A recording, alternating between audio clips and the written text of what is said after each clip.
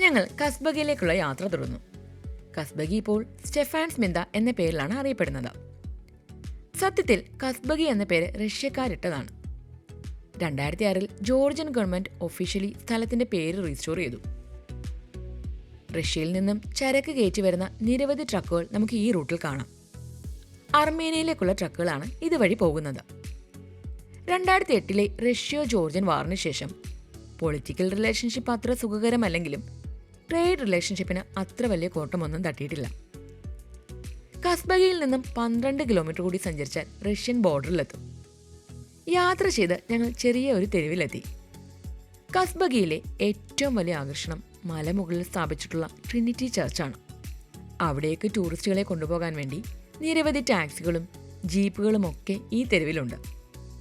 Georgian traditional ഫുഡായ കച്ചാപ്പൂരി എവിടെയെങ്കിലും കിട്ടുമോ എന്നായിരുന്നു ഞങ്ങളുടെ അന്വേഷണം. കച്ചോ എന്നാൽ കേർഡ് അഥവാ ചീസ് എന്നാണ് അർത്ഥം. പൂരി എന്നാൽ ബ്രെഡ്. അച്ചാരുള്ളി, ഇംറൂളി, മെഗ്രൂളി തുടങ്ങി പലതരത്തിലുള്ള കച്ചാപ്പൂരികളുണ്ട്. അടുത്ത് കണ്ട ഒരു പഴയ ബേക്കറിയിൽ കച്ചാപ്പൂരി ഷെൽഫിൽ വിൽക്കാൻ വെച്ചിരിക്കുന്നത് ഞങ്ങൾ ശ്രദ്ധിച്ചു.